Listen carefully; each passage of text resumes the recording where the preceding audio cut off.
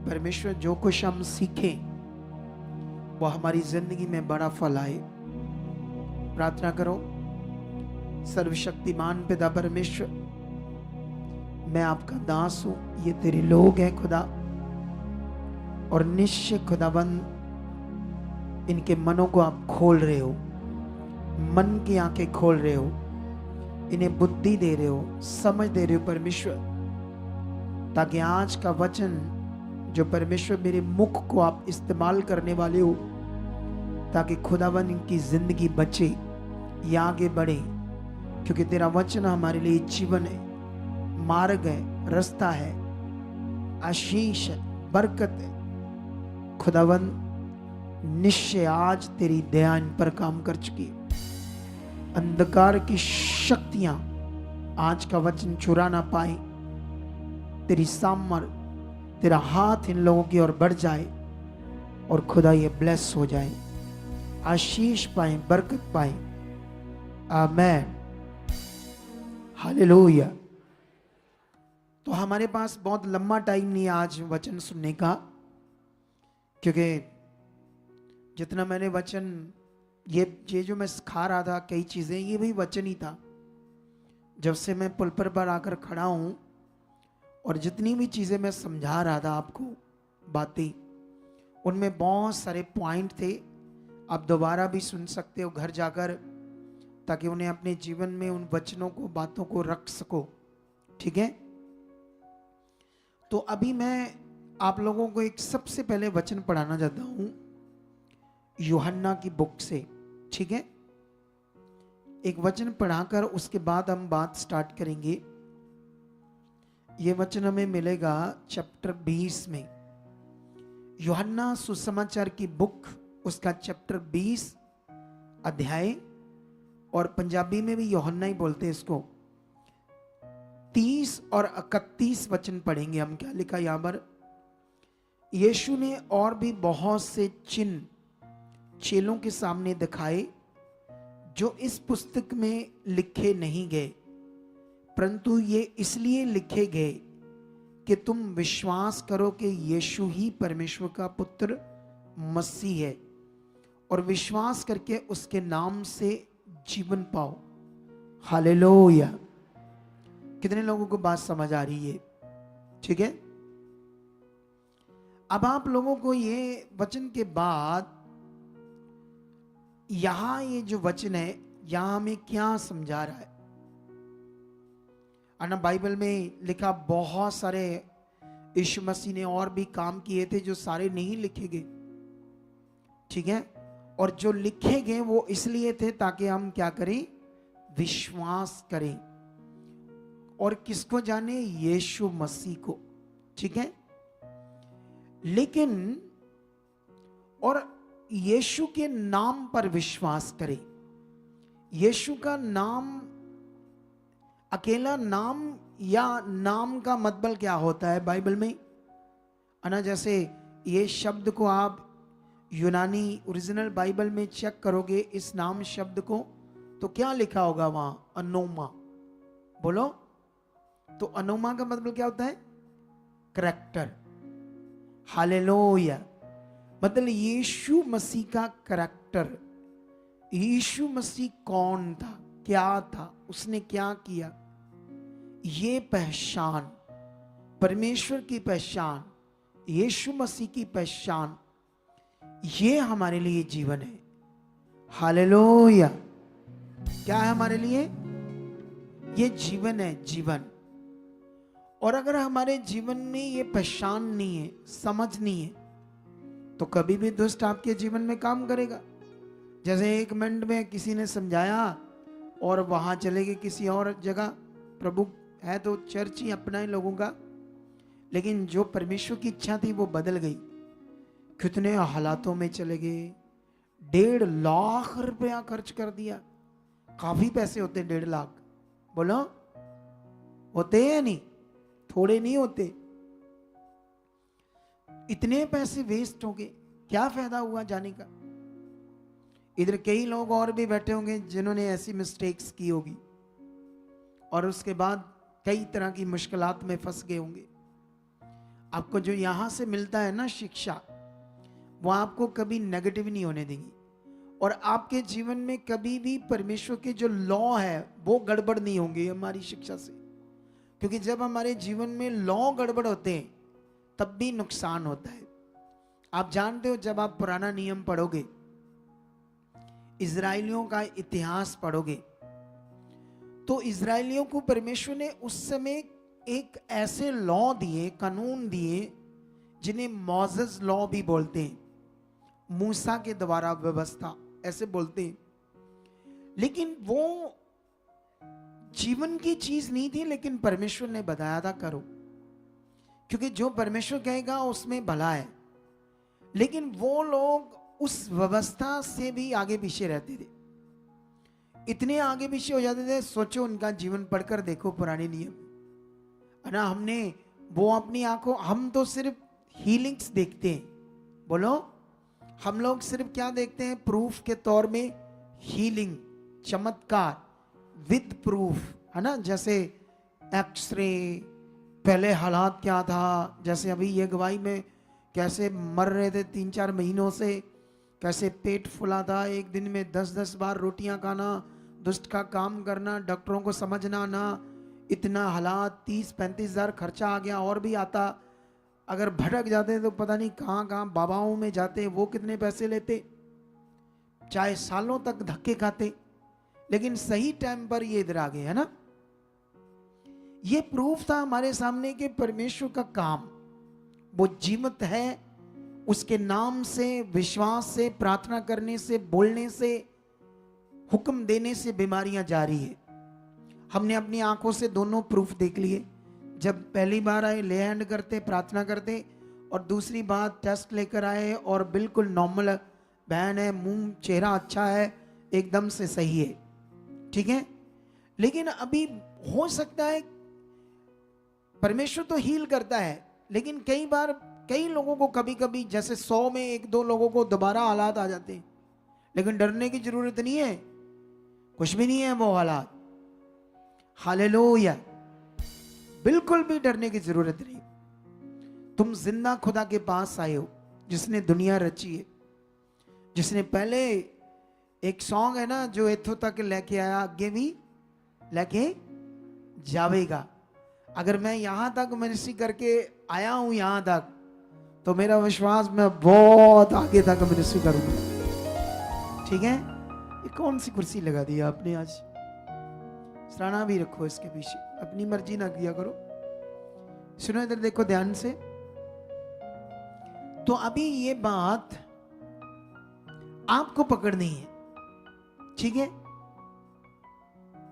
अब Moses law भी वो पूरे नहीं कर पा रहे थे, आगे पीछे थे, तो हालातों में जा रहे थे। उसके बाद समा पूरा हुआ, क्योंकि वो जो मोसेस लॉ थे वो पवित्र आत्मा का प्रबंध नहीं था, वो रीतियों की शिक्षा थी। लेकिन जब तक यीशु मसीह का पृथ्वी पर आना और असल कार्य को पूरा करना, सारे जगत के पापों के लिए प्रायश्चित करना, क्या करना, सारे जगत के पापों के लिए प्रायश्चित करना, जब तक वो कार्य पूरा नहीं होता था तब तक मनुष्य के लिए अनुग्रह नहीं हुआ और पवित्र आत्मा का दान अवेलेबल नहीं हुआ, पाप क्षमा नहीं हुए, पापों का प्रायश्चित नहीं हुआ, तब तक मनुष्यों के लिए बड़ी गड़बड़ थी, ठीक है। लेकिन यीशु मसीह ने 2023 साल पहले आकर इस काम को क्या किया, पूरा किया, ठीक है। जैसे उसने पूरा किया, तो अकॉर्डिंग टू बाइबल वो व्यवस्था पूरी होगी और कानून नए वाले आ गए। क्या आ गए, नए कानून, जीवन के कानून, व्यवस्था खत्म होगी, रीतियों का काम खत्म हो गया। लेकिन उस समय आप जब बाइबल पढ़ोगे तो वो लोग मान नहीं रहे थे परमेश्वर के असली कानूनों को, राइट टीचिंग को, राइट लॉ को, कानून को। वो लोग ना मानकर कितने यहूदी, याजक, फरीसी हालातों में थे, परेशानियों में थे। कारण उनके पास कुछ कानून थे पहले के। अब उन्हें बताया तो गया, यीशु मसीह ने इतनी बड़ी सामर्थ प्रकट करके दिखाया कि जिसकी तुम वेट कर रहे थे, मैं वो मसीह आ गया हूं। क्योंकि उनके ग्रंथों में भविष्यवक्ताओं ने यीशु मसीह के आने की, मसीहा के आने की भविष्यवाणियां दी। तो यीशु मसीह ने लंगड़े चलाए, मुर्दों को जिंदा कर दिया, अंधों की आंखें खोल दी, गूंगों के शब्द आ गए। वो काम जो दुनिया में कोई नहीं कर सकता था, दुनिया में नहीं कोई कर सकता था सिवाय परमेश्वर के, उसने करके समझाया कि मैं वो हूं। फिर भी उनके दिमाग में बैठ नहीं रही थी, फिर भी वो रीति रिवाजों के कानूनों में डूबे हुए थे। असली आत्मा के जो कानून थे वो पकड़ नहीं पा रहे थे, जिसकी वजह से वो क्या लोग थे, परेशान थे। जब आप मोस्टली यहां पर हीलिंग्स पकड़ोगे तो अन्य जातियों की कम है और यहूदियों की ज्यादा है। हालेलुया। क्या समझ आ रही है आपको? यहूदी यो यहोवा को मानने वाले, यहूदी वो जो मूर्ति पूजा नहीं करते, रीत संसार में कुछ नहीं करते। यहूदी वो यहोवा का, मूसा की व्यवस्था पर चलने वाले थे। लेकिन जब आप 12 साल की रोगन के जीवन के बारे में पढ़ोगे तो वो कौन थी? यहूदी। जब आप 38 साल का रोगी यूहन्ना की पुस्तक में पढ़ोगे तो वो लोग कौन थे? यहूदी। तो ये लोग तो व्यवस्था मानते थे, तो इतनी इतनी बड़ी बीमारियों में क्यों थी? क्योंकि वो व्यवस्था अब नहीं थी और फिर भी उसमें दिमाग पटके हुए थे वो लोग, उसी में घिसट पिसट लगे हुए थे। और नई चीज जो परमेश्वर ने उनके लिए आत्मा का प्रबंध किया, कैसे आत्मा के द्वारा जीवन जीना था, उन्हें पता नहीं था। मोस्टली अंधे, लंगड़े, ये सब यहूदी थे। मोस्टली ये जो जितने दुष्ट आत्माएं निकाल रहा था यीशु, चेले परेशान थे, ये सब यहूदी थे। लेकिन इनके पास तो कानून था, लेकिन सही लॉ नहीं था परमेश्वर का। और जब आप इस मिनिस्ट्री में आते हो तो आपको सही लॉ मिलेगा। हालेलुया। क्या मिलेगा? ये बड़ा महत्वपूर्ण है। जब वो लोग हमारे पास आते तो बड़े ब्लेस्ड थे। जब वो दूसरी चर्च में गए तो वहां पर मैं जानता हूं बहुत जगह पर वही पुरानी रीति रिवाज है। बोलो, वही पुरानी रीति रिवाजों को फॉलो करना। तो ये लोग उसी रीति रिवाज करने लग गए होंगे, है ना? कुछ ऐसी चीज, क्यों जी? कुछ रीतियां करने लग गए थे वहां पर, हैं? हाँ जी पापा जी। कौन कौन सी रीतियां? तेल, पानी। हाय रब्बा, देख लो। अब मुझे बताओ, रीतियां में चले गए ना ये लोग वापस, जबकि जिसको पवित्र आत्मा का दान मिल गया। क्योंकि एक्चुअली जो जीवन है वो हॉली स्पिरिट के द्वारा है। ये परमेश्वर का इस समय का प्रबंध है। चलो, मैं अभी इस बात पर और खुलासा करूंगा आपके लिए, लेकिन अभी मैं और आपको एक दो वचन पढ़ाता हूं, जिससे आपको मैं ना कुछ क्लैरिटी देना चाहता हूं कुछ बातों की। उसके बाद हम आगे जाएंगे। यहां पर ना मैं एक वचन पढ़ाता हूं, 1 कुरिन्थियों चैप्टर 2, उसका 2 से लेकर 5 तक हम वचन पढ़ेंगे। क्या लिखा है? ठीक है, लिखा है, हे भाइयों, जब मैं परमेश्वर का भेद सुनाता हुआ तुम्हारे पास आया तो शब्दों या ज्ञान की उत्तमता के साथ नहीं आया, क्योंकि मैंने ये जान लिया था कि तुम्हारे बीच यीशु मसीह वरन क्रूस पर चढ़ाए हुए मसीह को छोड़ और किसी बात को ना जानूं। हालेलुया।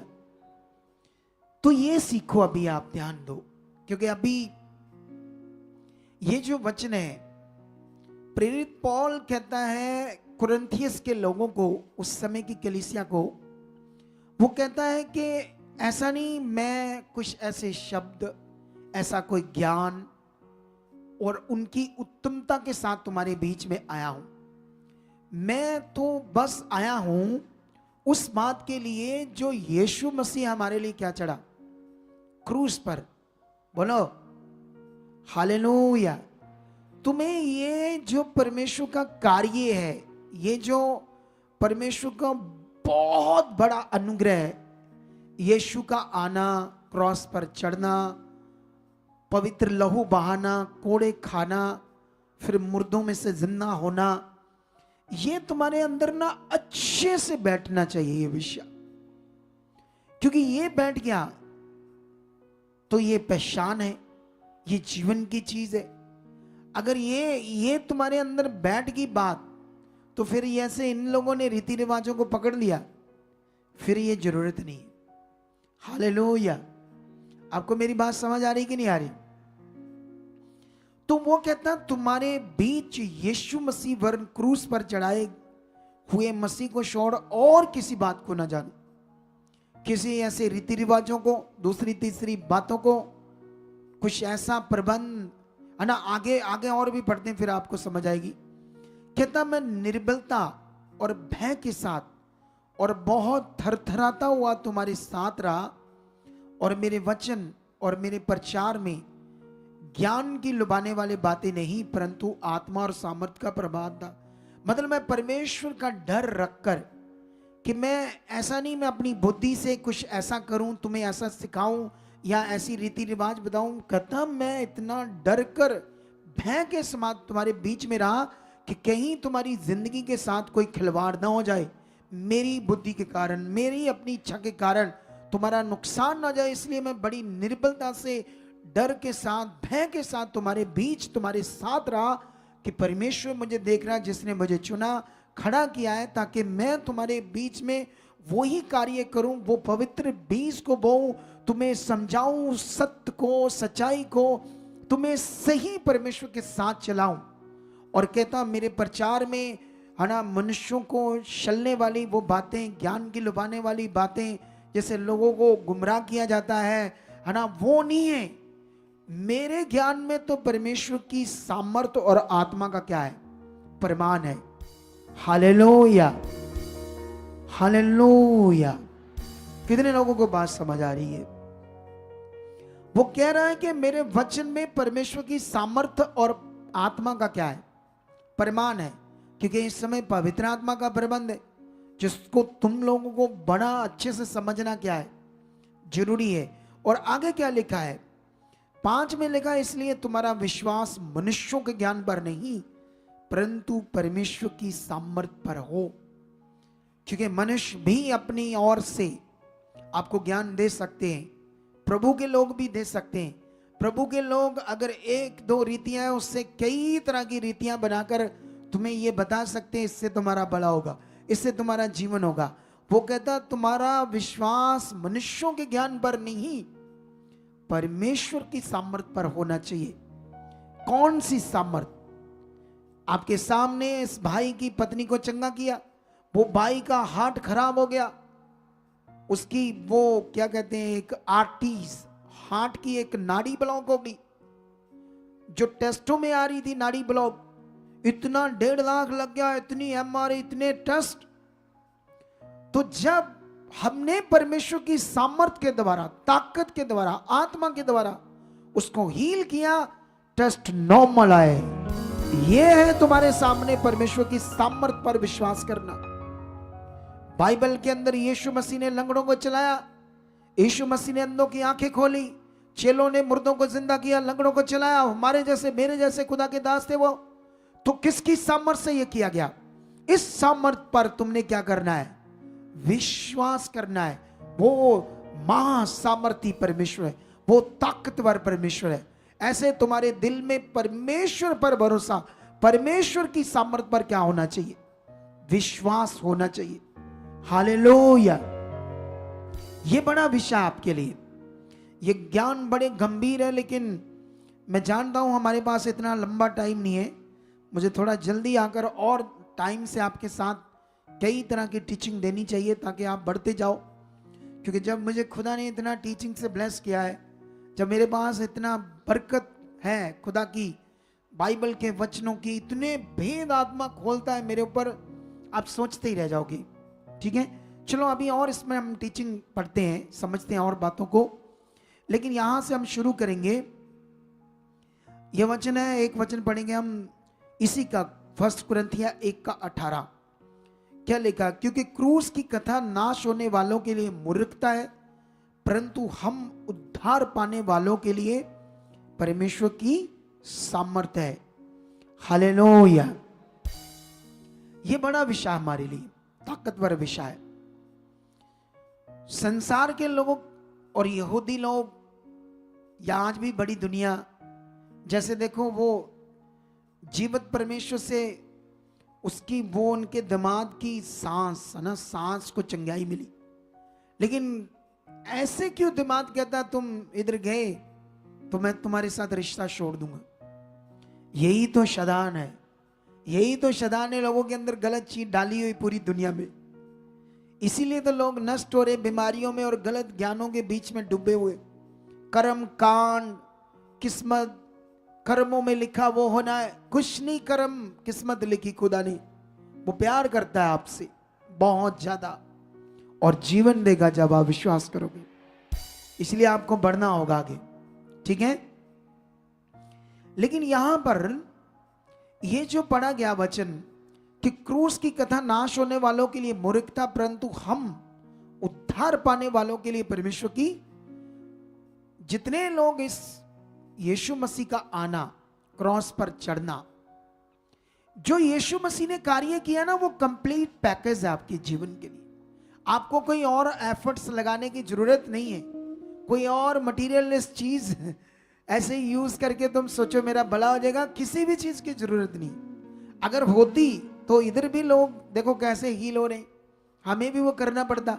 जो करते हैं उनको करने दो, तुम आगे बढ़ो यीशु मसीह में। हालेलुया। हम किसी को मना नहीं करते, किसी पर टिप्पणी नहीं करते, ना किसी का नाम लेते, ना किसी का विरोध करते। लेकिन ये याद रखो, तुम्हें परमेश्वर की पहचान में बढ़ना है, खुदा में बढ़ना है, वो अंदर से बढ़ा जाता है। ये सबसे मेन पॉइंट है। शरीर का विषय नहीं है, शरीर के ऊपर कुछ लगाना या पहनना ये विषय नहीं है, ये अटर्नली विषय है, अंदर का है ना, भीतरी मनुष्य तब का, मन का विषय, अंतर आत्मा का विषय है। इसमें स्ट्रॉन्ग बनना, अंदर से मजबूत बनना है। हालेलुया। लेकिन यहां पर वही विषय है कि कंप्लीट पैकेज, उसमें कहा हम उद्धार पाने वालों, जो आप परमेश्वर के साथ चल रहे, उनके लिए ये परमेश्वर का, यीशु का आना, क्रॉस पर चढ़ना हमारे लिए इतना ताकतवर विषय है, इतने सामर्थ का विषय है। मेरे अंदर ये ज्ञान, यीशु का आना, क्रॉस पर चढ़ना, मुर्दों में से जिंदा होना, आत्मा का दान मिलना, इसमें कैसे खुदा हमारे फेथ के साथ, विश्वास के साथ काम करता है, मैं तो कर रहा हूं। आज मैं 2 गवाहियां सुन रहा था, एक महाराष्ट्र से थी, दूसरी पता नहीं कहां से थी, गुजरात से थी। मैं देख रहा था कैसे वो लोग इतनी दूर से इस सच्ची शिक्षा को पकड़कर प्रैक्टिकल कर रहे थे, कैसे उनके रिजल्ट आ रहे थे, कैसी गवाहियां बन रही थी, कितने अच्छे से वो बता रहे थे कि परमेश्वर कितना ताकतवर है। हालेलुया। समझ आ रहा है कि नहीं आ रहा है?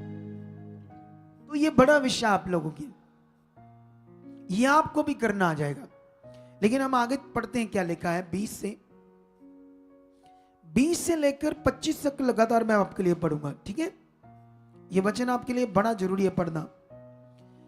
कहां रहा ज्ञानवान, कहां रहा शास्त्री, कहां रहा इस संसार का विवादी? क्या परमेश्वर ने संसार के ज्ञान को मूर्खता नहीं ठहराया? अगर हम सेवक, परमेश्वर के लोग एफर्ट्स लगाते हैं, अपने तरीके लगाते हैं, तो वो भी मूर्खता है, ऐसा लिखा है। उसने संसार के ज्ञान को तो मूर्खता कहा ही कहा, और साथ में उसने जो लोग, हमारे लोग अपनी ओर से एफर्ट्स लगाएंगे, रीति रिवाज बनाकर ऐसे करो, ऐसे करो, आपका भला हो जाएगा, तो वो भी तो मूर्खता हुई उसके सामने। जब इस दुनिया में जैसे मान लो एक गाड़ी बनी पेट्रोल पर, उसमें डीजल डाल सकते हो आप बताओ? अगर पेट्रोल गाड़ी में डीजल डालकर चलाओगे तो गाड़ी क्या हो जाएगी? खराब हो जाएगी, ठीक है।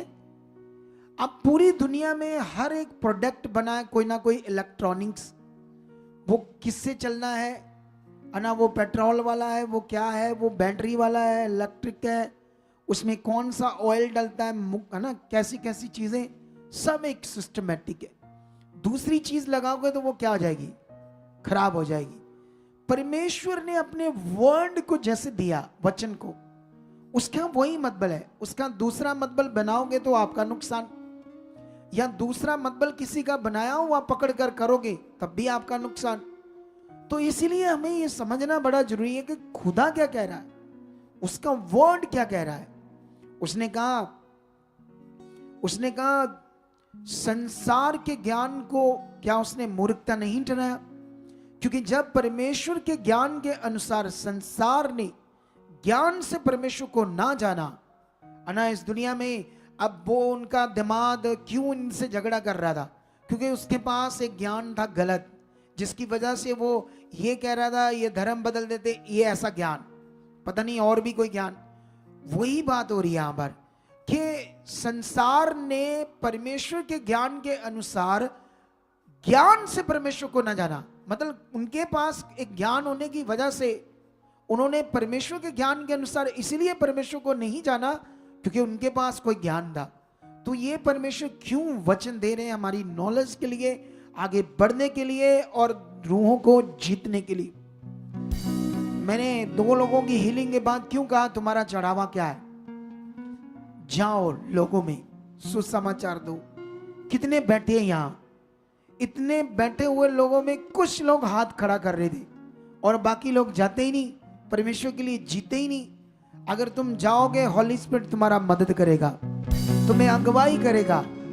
तुम लोगों को जब वो हालात में होंगे कुछ तो बताओगे, कुछ तो तुम्हें आइडिया देगा, पवित्र आत्मा समझ देगा। ऐसे बोलो कुछ तो, चाहे आगे पीछे हो गए शब्द या 2, लेकिन करते करते तुम बढ़ जाओगे। क्योंकि जब हम कार चलाना सीखते थे, जब हमारे जमाने में साइकिल चलाना सीखते थे ना, तो कितनी चोटें लगी थी हमें साइकिल चलाने में। बोलो कितनी बार हम गिरे। अगर वो चोटें ना लगती तो हमें साइकिल चलाना आता? अगर एक बार चोट लग गई, हम सोचते नहीं ये तो चोट लग जाती है तो फिर हमें चलाना नहीं आना था। पहले हम उसके बीच में ऐसे चलाते थे, डंडे के बीच में, काठी पर बाद में आए थे। उस जमाने की बात थी, बड़ा मजेदार जमाना था वो, समझते हो? काठी ऊपर बैठने वाली, लेकिन उसके बीच में टांग सी डालकर ऐसे, उन्होंने आधी कैंची बोलते हैं था, आधी कैंची साइकिल चलाना आ गया। फिर उसकी काठी पर आए, समझते हो? गिरे कितनी बार चोटें लगी, लेकिन हमने हौसला नहीं छोड़ा। हम बच्चे थे, एक दिन अच्छे से चलाना आ गया। हालेलुया। इधर एक भाई था, उसने कार ली, ठीक है, उसको कार चलाना सिखाया। उसने फुटपाथ में मार दी कार, सारी चोटे चाटे लग गई। बाद में उसने कार ही बेच दी, अब चलानी नहीं आई क्योंकि वो डर गया। क्या हुआ, लगी चोट तो क्या हुआ, फिर क्या हुआ? चलाना सीखना तो कुछ ना कुछ थोड़ा बहुत तो होना ही। ऐसे ही जब परमेश्वर के साथ चलना है, कुछ ना कुछ चीजें आगे पीछे होंगी, क्योंकि गड़बड़ भी होएगी हमसे, हमारा विश्वास गलत हो जाएगा, प्रैक्टिकल कुछ भी हो, तुम लगे रहोगे तो एक दिन बहुत बढ़ जाओगे, जबरदस्त बढ़ जाओगे। हालेलुया। इसलिए तुम्हें ध्यान देना होगा, आगे बढ़ना होगा।